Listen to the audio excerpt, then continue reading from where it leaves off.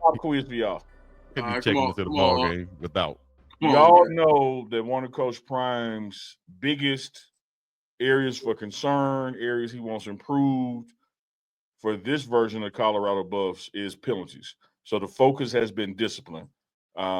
We were the most penalized team in the Big 12, and I think we were maybe second most just nationally in penalties. Pop quiz. Chico first did Dukes. Which position group do you think had the most infractions last year? Chico. Ooh, the most penalties last year Yeah. position group. I will go with. Ooh, can I pick two? No.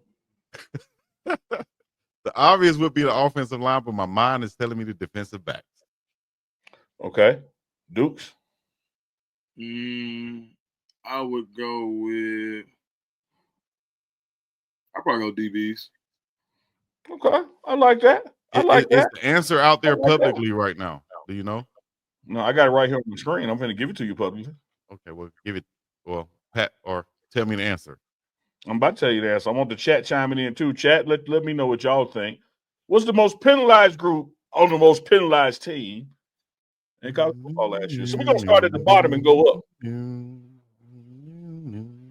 The specialists, 0 penalties. Okay. The tight ends, 10. The quarterbacks, 18. Defensive backs, 19. The inside linebackers, 23. Running backs, 24. Really? Offensive line, 40. Damn, Wide receivers, Receivers, unbelievable. 51. And the defensive line was 60.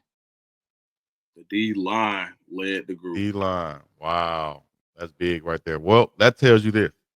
Well, it tells me this. For one, I just sent it to you, Chico, if you want to put it on the screen. Okay. Wide receivers should never have that many infractions, dog. For one, just like you heard Marshall Falk said in previous videos, he never jumped off sides in his career because you can see the ball. Yeah. And as wide receiver, you line it up, they tell you to watch the ball, dog. Have your eyes in on the ball. How could you jump off sides? Cuz that's yeah. Now the Chico, I totally agree. So unball your fist now. I totally agree. I'm just going to point out that that's only one derivative of potential wide receiver penalties. There's motion penalties, like two people in motion at the same time. There's holding when you're out there trying to block.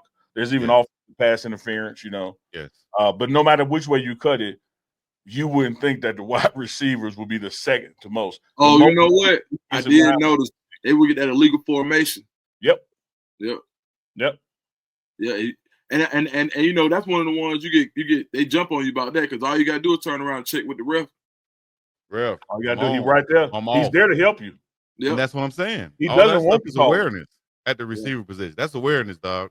You should and then at the same time, you have a guy like Warren Sapp or anybody who played defensive line, they'll tell you the same thing about defensive linemen. Now, I know there's only one area of concern right there with the penalties as far as jumping off sides, but that should be very low on the list because you have your hand in the dirt and they tell you that you're deaf to the snap count. Watch the ball, dog. You shouldn't be jumping off sides. Like Coach Sapp will tell you, hut, is dummy. So let me get some shout outs. Coach Dre, Andre Walker, Von Randall, Lanikia. I'm sorry, baby, get your name wrong. Big Pit, DJ, KJ, and Aretha Burton. They all guessed D-line, and y'all were right. I'm sorry. You wouldn't get nothing but a pat on the back, but y'all were all right. You got to pat yourself on the back, though. And Elanisa says, I'm shocked about the wide receivers being that high. You better believe it. So, like, here's the point of all that, or one of the points to all that. The big emphasis for this spring training is discipline. And, again, this ain't discipline like, hey, don't be out there too late on the hill partying. This is discipline like, does everybody have the right socks on? Does everybody on time for meeting? And I can report, and I reported to Chico the other day, Dukes, that all players are supposed to be back by 5 p.m. Mountain on Sunday. Everybody was back by 3:50 p.m. First time 100% have been back.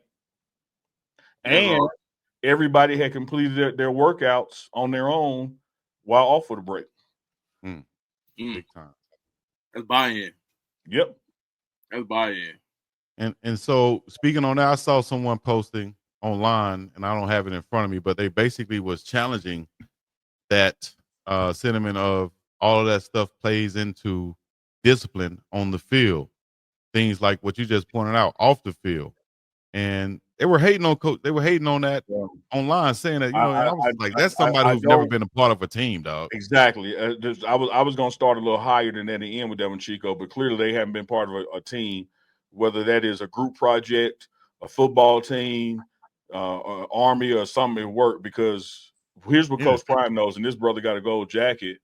It starts with the little things. A guy that's late for meetings is a guy that's going to jump off sides. A 100%. Guy who doesn't have his socks like everybody else is a guy who's going to be a legal man downfield. Like all of this stuff goes hand in hand. Like you can't have tough, smart, fast with character and take discipline out. Like discipline has to be the main thing. Coach Dre, amen, brother. Doing little things and the big things will fall into place. Muhammad Ali once said, men don't stumble over mountains, but they are brought down by the pebble in their shoe. Wow. You see a big ass mountain, you see it. Okay, I got to conquer that. Try to do something with a little rock in your shoe. It is the little things will bring you down every time. And if this team is going to go to the Big 12 championship, win it, and thereby go to the CFP, you can't have this list of infractions. You can't. And as a group, changers. Those are plays that extended drives for the other team, and then they got points out of it.